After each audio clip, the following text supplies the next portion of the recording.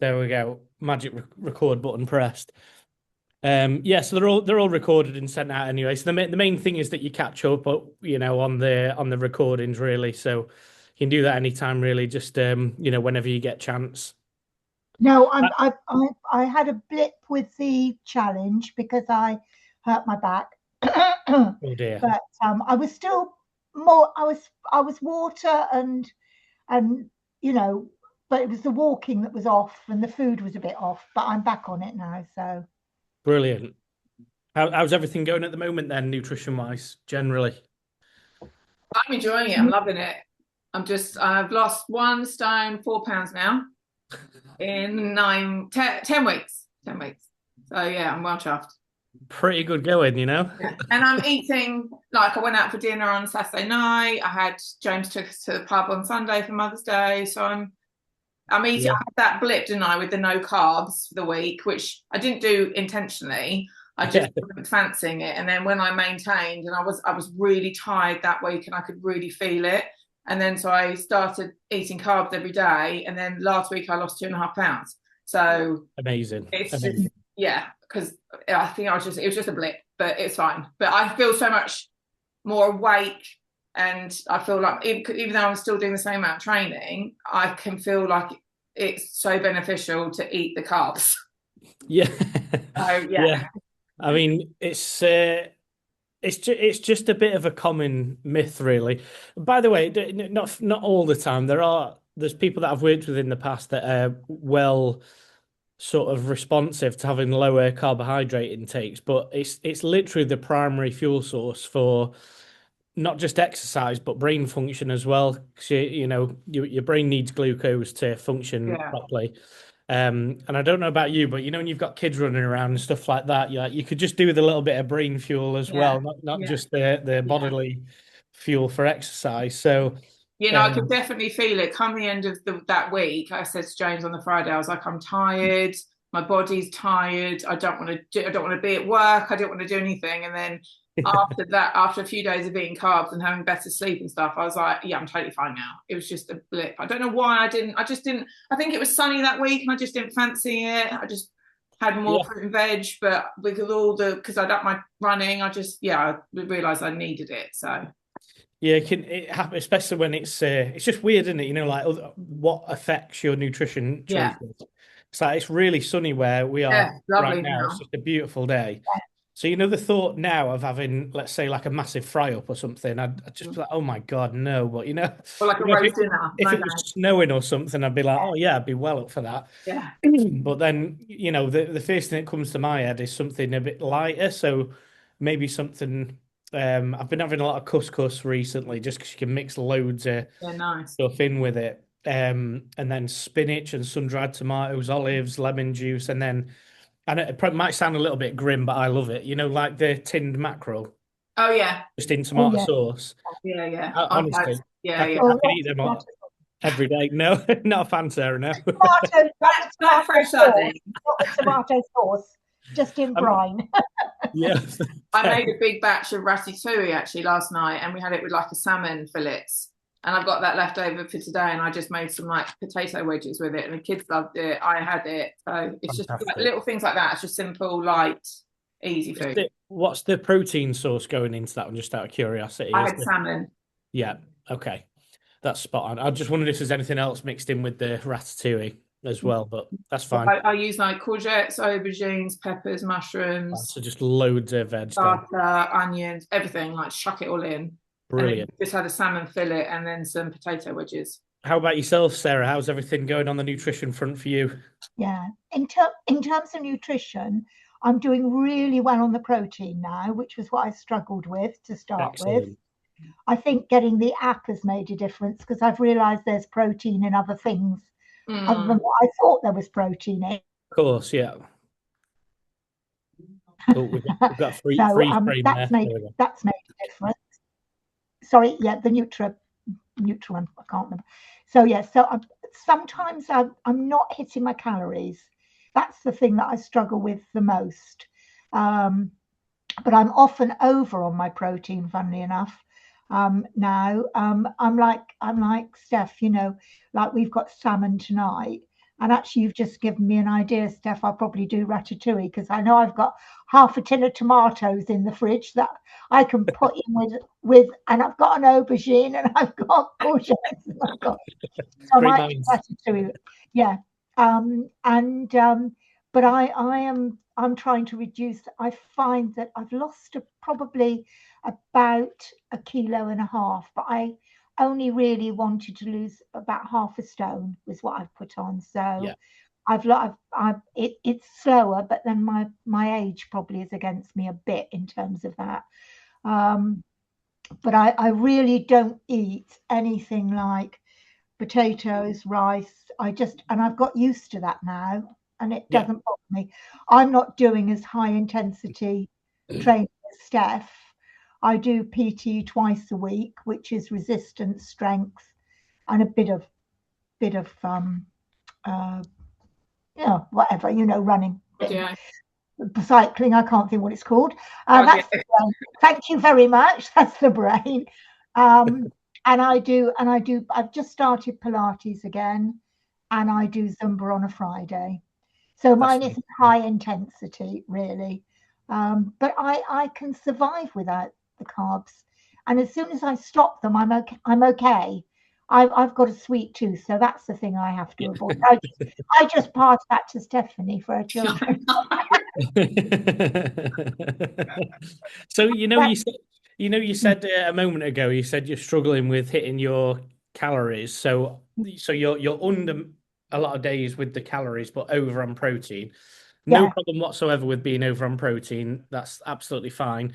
So when you say you're under on the calories, do you have any sort of negative effects to that? Like, how do you feel when you're under your calories? Is it having any impact there, or? Not really. I sometimes get a bit hungry in the evening, but I'm not quite sure how much that's to do with habit, you Yeah, know, yeah, or whether I'm actually hungry. Probably not really. I mean, yeah, what I tend to do is just have a few almonds or something. yeah. But so trying not to have anything else. But other than that, no, I don't really, if I'm honest. So I'm That's good. sometimes. So in these cases, sorry to interrupt, but just like Oh, on that note there, if you're feeling absolutely fine, it's not necessarily something that you just need to change up, and overhaul your diet just because a few of those numbers aren't absolutely perfect. right. If you're struggling after your sessions, if you're like really low on energy, like we were just saying a moment ago with brain fog and tired, and I don't want to work, I just want to stay in bed and do nothing basically. If you're having negative impacts, then it's worth tweaking. But if not, I wouldn't necessarily, be sort of jumping immediately to go and change everything. So that's good. It's good to hear. And by the way, brilliant on the protein as well. Yeah. It's really, really critical for things like the preservation of muscle tissue and obviously muscle growth as well. But one of the biggest things is the preservation of muscle tissue, definitely. So just make sure as a priority that you keep that bit up, definitely. True. Yeah. The So only thing that worry me, sorry sorry, if I sorry, can after you, sorry.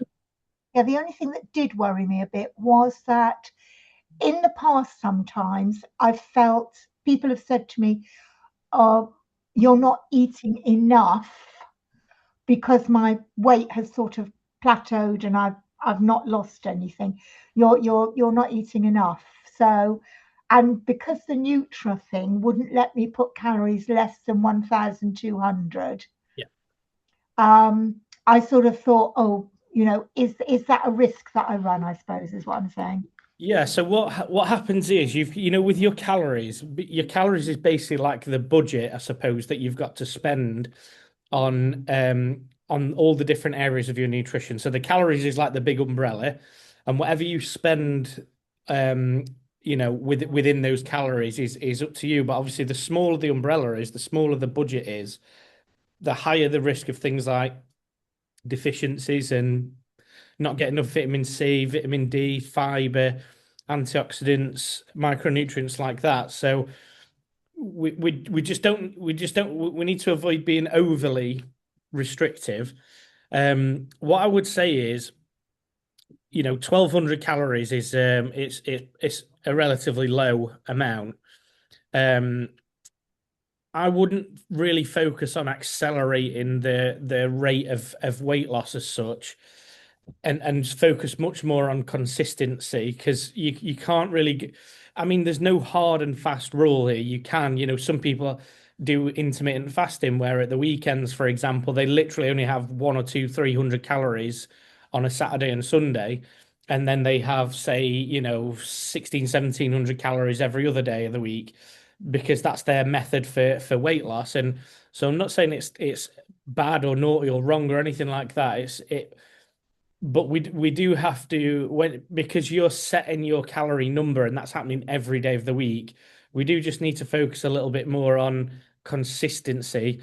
So even if you said you've lost about was it about a kilogram? So if there's kilo and a half, yeah. Kilo and a half. So there's a few pounds that you've lost there already, which is brilliant. So if I said to you, for example, so if you were losing weight at roughly about a pound per week, and we caught up in let's say 15 weeks time or 14 weeks time, and you'd lost that stone, you'd be over the moon. You'd be super, super happy. Yeah. So the plus point is there's a light at the end of the tunnel and you will absolutely get there.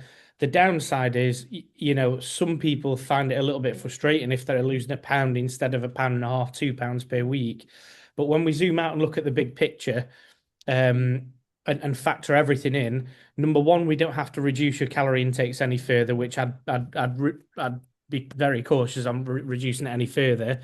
And then secondly, obviously just the comfort of being able to get that result at that rate of weight loss, it's much more comfortable.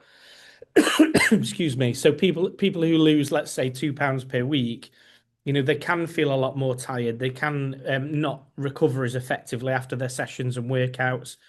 They also run the risk, especially if they're not hitting their protein intakes, which you are. But if their protein intakes are a little bit intermittent target wise, they can lose muscle tissue as well because there's a greater calorie deficit means that there's a greater risk of losing muscle tissue. So what I'm trying to say is, in a nutshell, I think what you're doing is fantastic as it is because you're chipping away at those results. You're hitting your protein intakes, which is brilliant. And you're not necessarily experiencing any negative consequences of your nutrition. The only thing I would combat or push back against is if there might be a few people, like you mentioned, saying you're not eating enough. That doesn't really make too much sense on the weight loss side of things, just because if you're going to increase your calories, the only reason why you would do that is if you had like a week of like a bit of a reset, like a calorie reset. So if you're losing a pound per week and you just add in an extra 300, 400, 500 calories per day, just so that for that week your body gets all the energy it needs to make recoveries and things like that. The only time that I would recommend that is if they're experiencing the opposite of what you're experiencing, because you're not experiencing any negative side effects. You're not sluggish and tired, brain fog, not recovering. You're not experiencing any of that. So I would just be focused on consistency from here, just smashing it out the park, Sarah. Okay. Yeah, but they might disagree about brain fog, but never mind.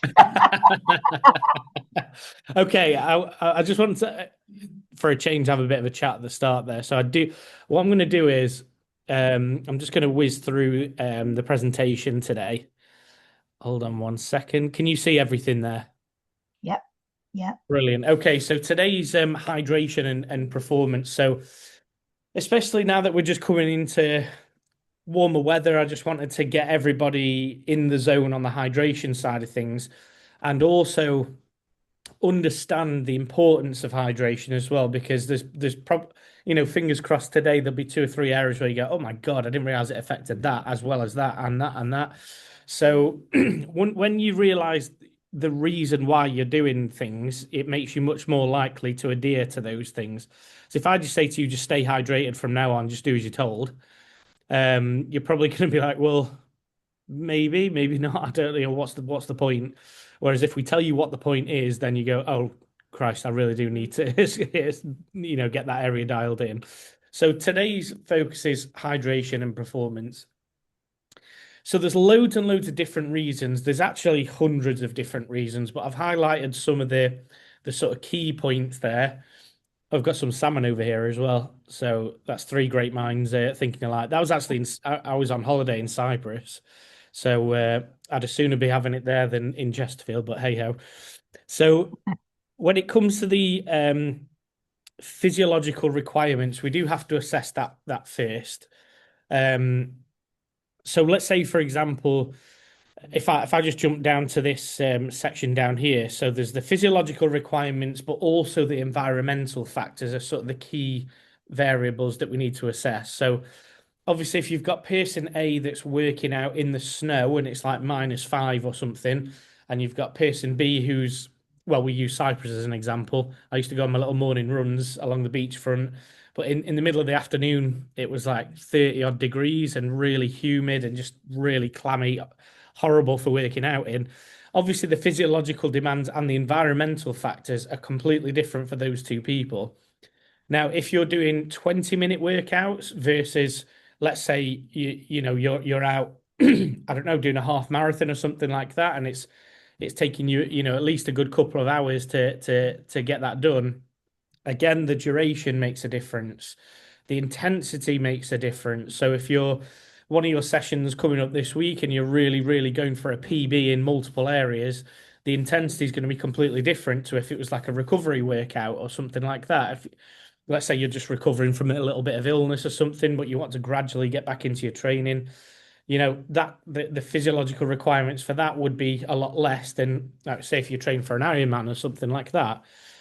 So we do have to think about the physiological requirements.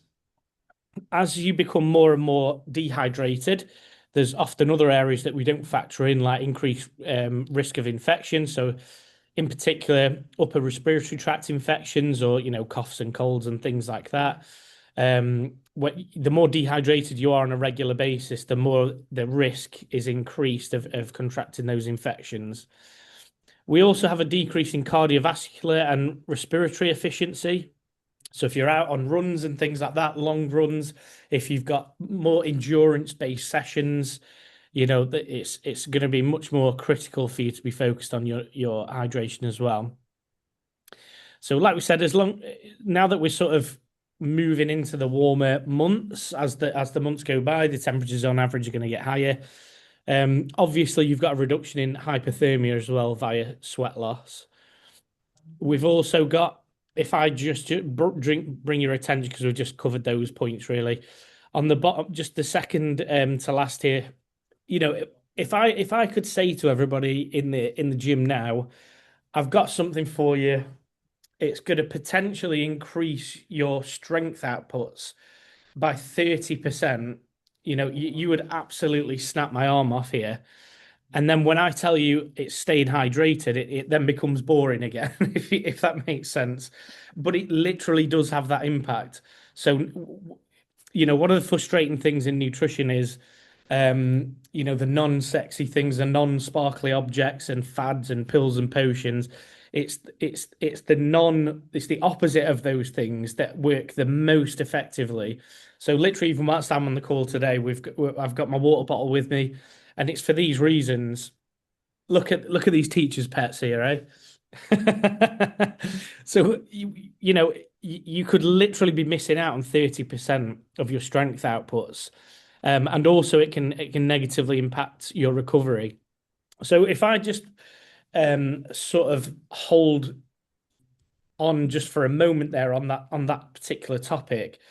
So let's say, for example, if you turn up to the majority of your workouts in a dehydrated state, so your strength output can be reduced by up to 30%. Now, if you're doing that on one session, look, it's probably not going to make a drastic difference. But if you did that over the next 10, 20, 30 sessions, imagine me saying to you, nearly a third of your outputs are going to be hindered, and you're copying and pasting that over and over and over again over the month. That's a huge chunk of muscular adaptation that you're missing out on. because the weights could have been just a little bit higher and you would have been absolutely fine. The sets and reps could have just been topped up at just that little bit more, and you would have been absolutely fine if you were just hydrated. But you were dehydrated and you struggled, so you just couldn't quite hit that. But it's happened over and over again. So it's like a snowball effect. You know, the muscular adaptations as a result of these sessions can potentially be hindered, especially if it's like a longitudinal ongoing thing. So this all makes sense so far. Yes. Brilliant.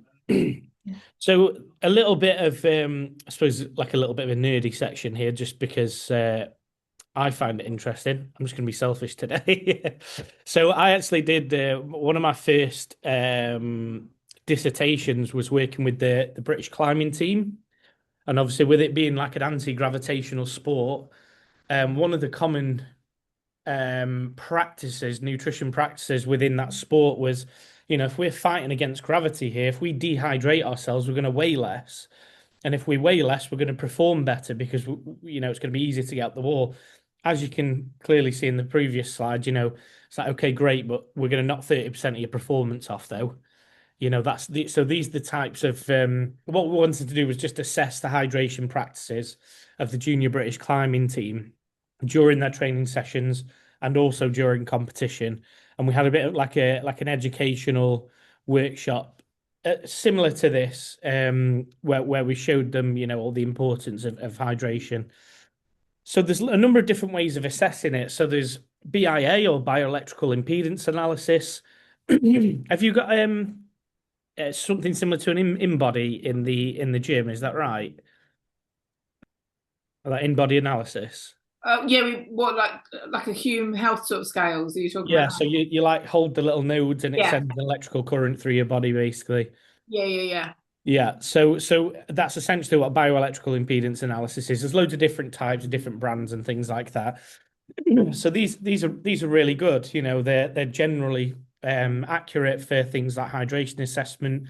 There's other things like blood indices, which obviously, you could really do with a trained phlebotomist to do that. So not very practical. We've got body water measures from deuterium oxide. We've got another one which is urine color assessment, and this is probably one of the most accessible things. Like, all jokes aside, this isn't going to be the most glamorous presentation you've ever heard in the world, by the way. But if you could just park that a little bit, the urine color assessment's really, really effective at assessing your hydration status. So at any given moment in time, or at that moment in time that you do go to the toilet, you can have a relatively accurate assessment of your hydration status. So what we're looking for is, if you switch the cold tap on now, obviously it's just completely transparent. We just need like a little bit more color than that. So more, I'd describe it as like a straw-like color. I don't think I've got anything with me, but it's like a straw-like color, just a slight little bit of color to that urine. And that would be like the optimal hydration status. And then obviously, it goes a little bit more yellow, and then it goes a little bit more orange. I've actually got an external hard drive that's orange as well. So now we're going deeper into those colors. And obviously if we're getting anywhere near sort of dark orange brown, it's like, this is like code red now. We really, really need to be getting on top of our hydration. So again, something that, maybe before a session, if you do, just need to go to the toilet before a session, it's something you can be aware of and just think to yourself, oh, right, I've prepared really well for this session, hydration wise. I'm about where I need to be. The other thing is as well, if it is like just a watercolor basically no color at all or completely transparent, it's not necessarily a problem, because in time your body will just bring that back into where it needs to be anyway.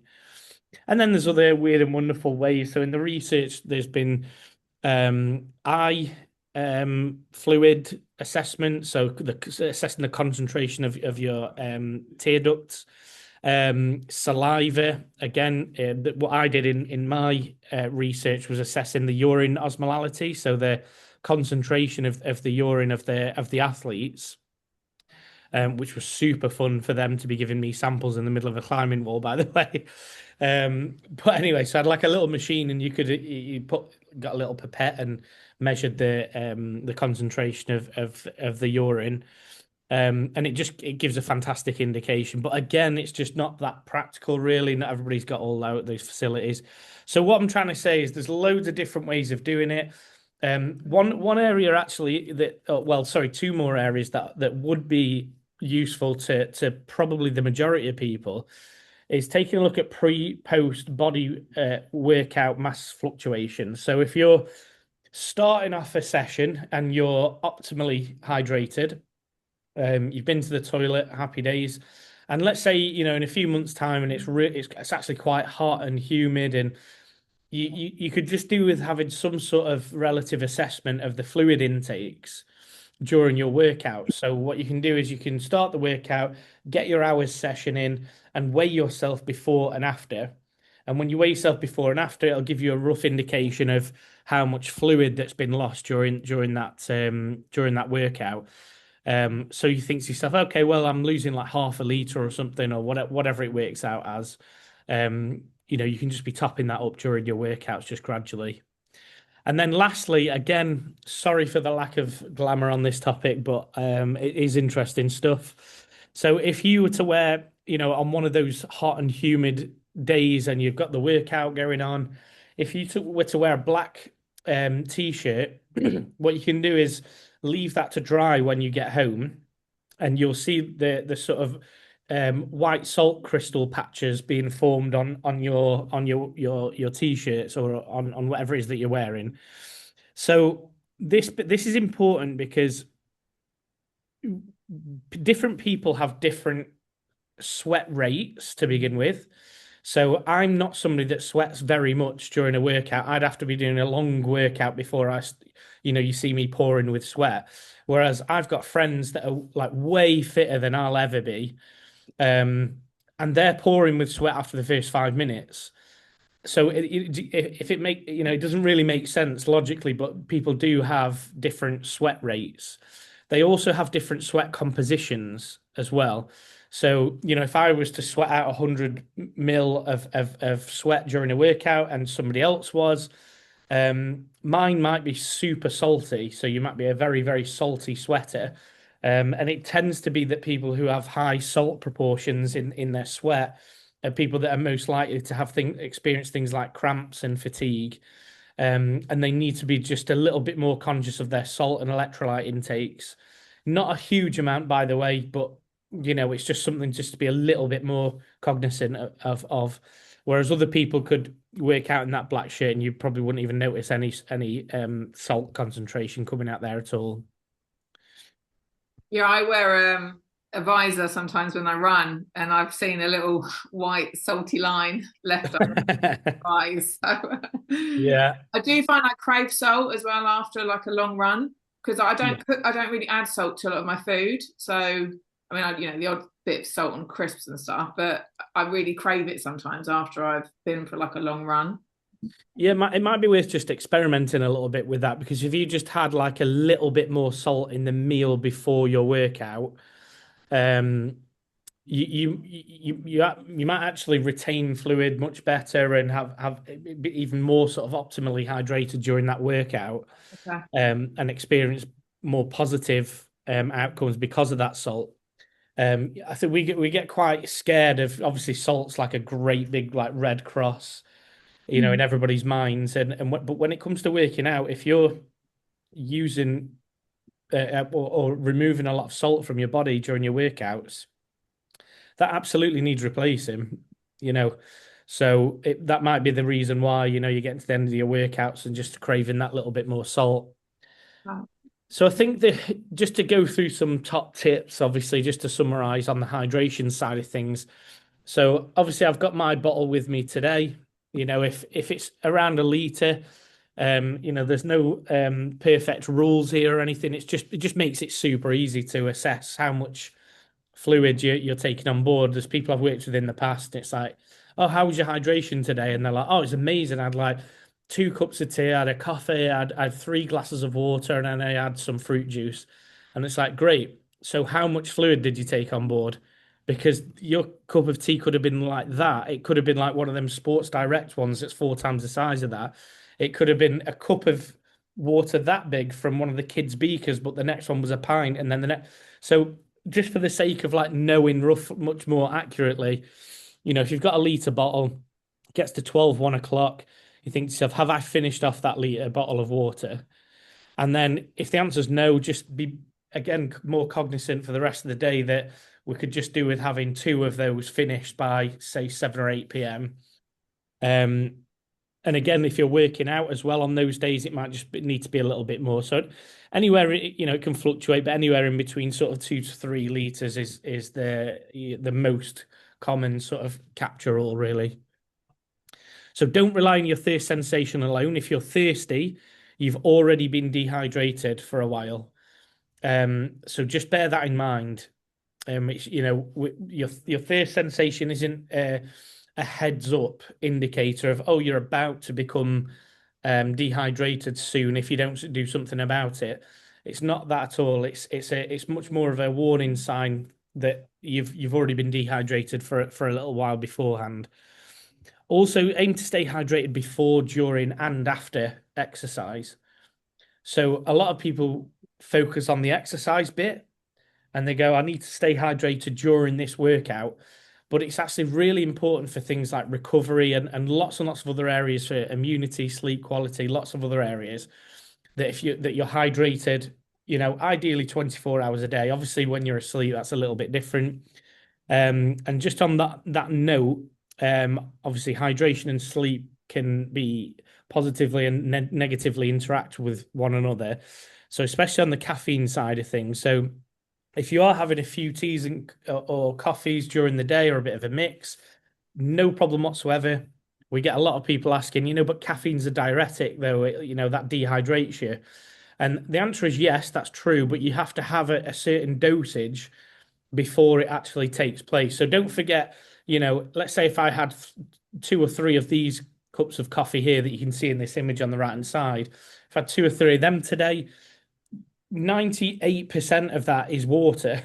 So your body would have to get rid of the fluid from the coffee first and then have a negative impact. So again, it's difficult to say, but roughly 2 or 3 coffees, 3 or 4 teas in a day, that's probably in and around roughly where you're going to be hitting that threshold for creating that diuretic effect thereafter.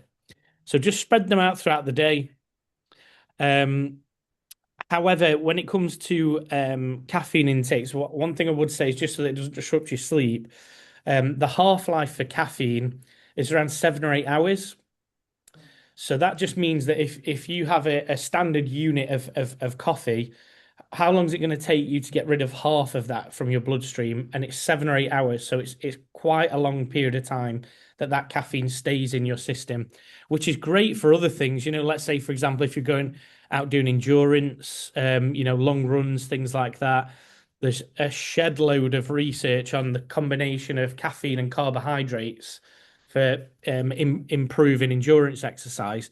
However, if that, therefore, you're having your last coffee at 7 p.m., and then you're trying to get to sleep at 10, you've had nowhere near enough time for those caffeine levels to come down. And then that has a negative effect on your sleep quality or quantity or both. And then that negatively affects your recovery. And then that negatively affects the next day. And you don't want to go to train and you feel rubbish. And then so it's like a snowball effect sometimes. So fluid intakes, just aim for those at least an hour before sleep. Again, another glamorous point to make, but we just don't want you to be getting up, going to the toilet 2 or 3 times a night and affecting your sleep. So at least an hour before sleep, the final bits of fluid intakes, ideally. And then lastly, just set a reminder throughout the day as well, because, if you're anything like me and my super poor Irish brain that can't remember anything, I've got about 75 reminders every day on my phone for various things. So, and one of them's hydration. Let me have a look here. Actually, I've got I've not filled it in today, but we've got it's like a habit tracker thing, and one of them is hydration. And it sends a little notification. You can set the notifications on it and when to be reminded for all these things. But it could literally just be as simple as having a little alarm set on your phone, just to give you a gentle nudge each day to bring your focus and attention back to your hydration. I put my I put my collagen in my water, so it makes me drink it, because then I feel like I paid for it. Spot on. Oh, I have to drink my bottle. So this is 1.9 liters. Oh, brilliant. To drink that every day, and anything on top of that is a bonus. Yeah, cool. Because you're gonna have that's got my collagen in it. So if I don't drink that, then I feel like I've wasted my collagen. You've got some negative stimulus going on there. A couple of people from the gym have said, "Oh, that's quite a good idea. I might do that." So yeah, spot on. So how did you find that? Does that all make sense today? That's good. Yeah. It makes absolute sense, Shane. And the one thing that I have found is that I have dry eyes, so I put eye drops in twice a day. My eyes just feel 100% better from taking all that fluid in now. Really, Brilliant. really. I used to wake up in the morning and they would still feel uncomfortable. Yeah. Now I wake up and there's no problem at all. So that's made a huge difference. That's brilliant news. Like, I get the same because I wear contact lenses, so it's really easily to get my eyes irritated. But again, the hydration definitely makes a difference on that front for me as well. Fantastic. So is there any questions, any challenges that you're experiencing or anything like that? And mind you, I suppose we had a bit of a chat at the beginning. Yeah, no, it's all good. Love it. Well, I'll tell you what I'll do. I'll let you both get out and enjoy the sun. Hope you have a fantastic remainder of your day. I'll look forward to it. I'm just wondering if I'll double check in the group just to see if I've got the upcoming dates as well in the group. Yeah, I think the next one is next Tuesday at 12. We won't be able to be on it because we're away. So. Oh, nice. Where are you going? We're going to Fuerteventura with Sarah. Oh, nice. Happy days. Well, enjoy. Is it the 31st? Oh, no, sorry. The workshop. The next workshop is the 31st. Sorry, yeah, which is when we're away for. Yeah. Got you. That's perfect. Happy days. Okay, so you're very welcome. Take good care of yourselves, and I'll see you all again very soon. Bye. Thank you. Bye. No worries. Bye-bye.